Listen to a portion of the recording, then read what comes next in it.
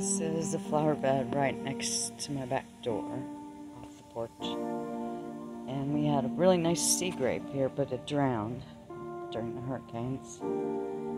And it had a bunch of scarlet morning glory growing up it all the way up to the roof. It was beautiful and there were flowers everywhere. So I left a lot of the seeds.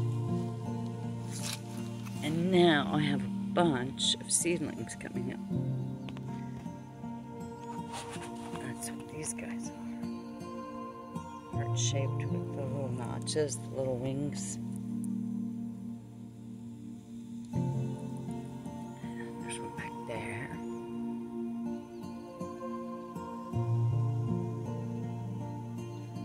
So, get a nice spot in the center there. I'm going to put a tomato cage and let them go up that. And that should be a nice support for them.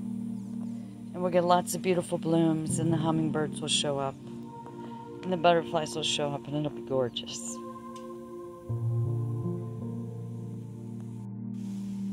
Well, I figured since I was out here and it's nice and cool, a little breeze, I would go get my tomato cage. So there's my tomato cage and all my baby scarlet morning glories.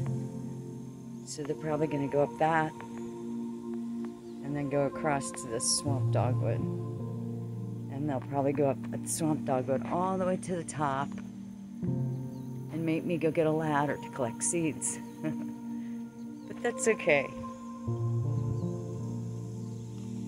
because the butterflies and the hummingbirds love these little red tubular flowers. They're just pollinator magnets.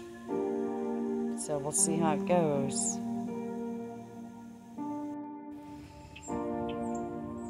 So this is the next day. The scarlet morning glory has already found the tomato cage, and it's got his little self wrapped around it. So that's going to be really nice. It'll be right here next to the back door.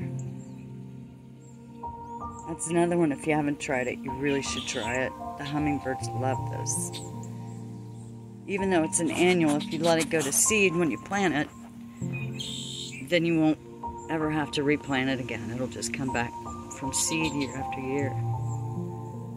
The hummingbirds love it. The really big yellow sulphur butterflies like it.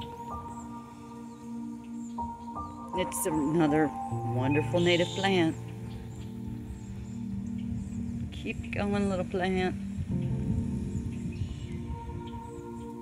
Get some more video when it gets some blooms on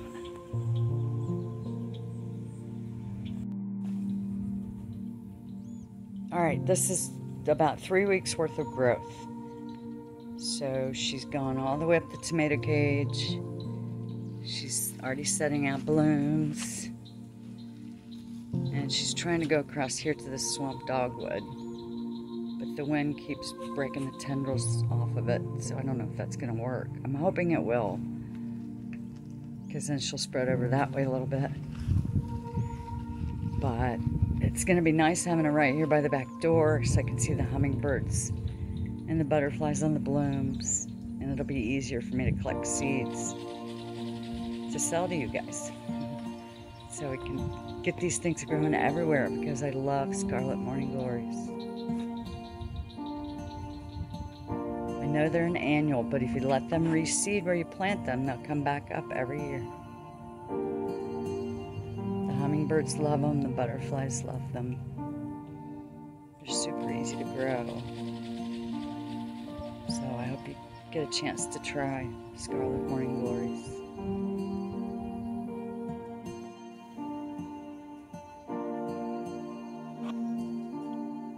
Well, today I caught the blooms early enough before it got too hot and they folded up. But there they are, lovely little scarlet morning glories.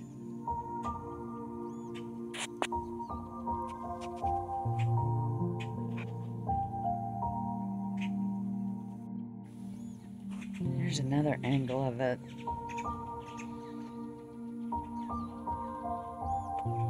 So the really delicate little flowers, they'll probably close by noon or so. And they're like tissue paper thin. They're so pretty. Get a close up with these guys.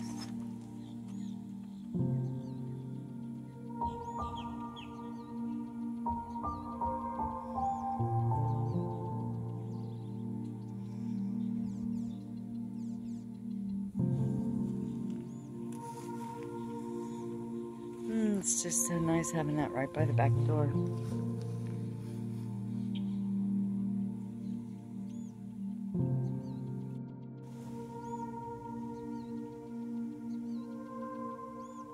There's some beautiful scarlet morning glory blooms this morning.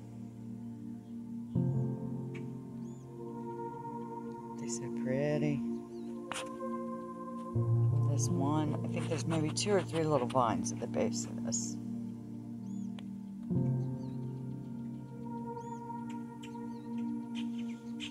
And it's making all these beautiful flowers.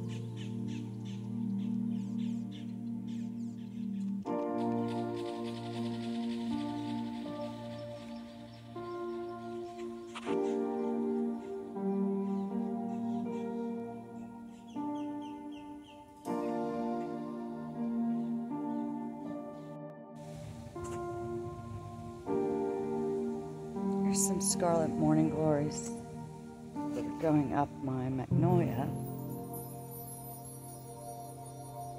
So that's a trick I use. I toss a handful of scarlet morning glory seeds at the base of a lot of my trees. And since it's a relatively short, demure vine, it doesn't cause any damage or trouble to the supporting tree. So this little guy will probably grow all the way to the very top. So that's going to make a really nice support for it. And then probably in a couple of weeks or a month, this will be loaded with blooms and be another nice source of nectar for my hummingbirds.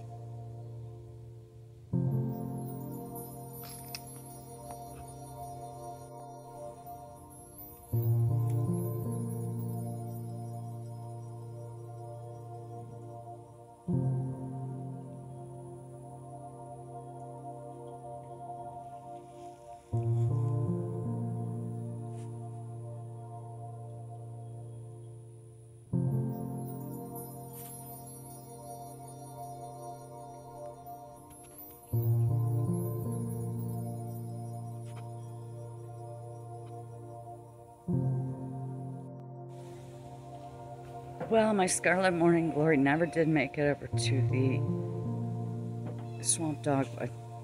I think one little strand did, but it keeps blowing it and breaking it.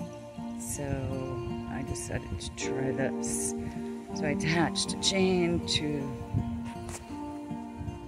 the tomato cage and ran it up to the rafter.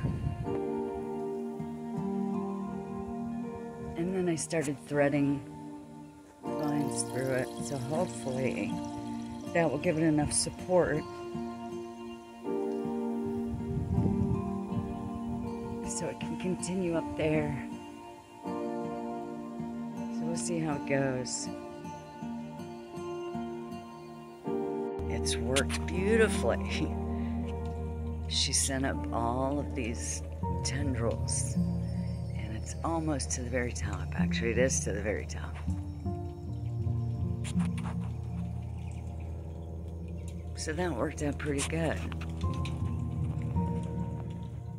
So it was just kind of sending out tendrils, and they were just kind of accumulating on the top and making a big mass and not really spreading out the way they should. So now she's got more freedom to climb as high as she wants to.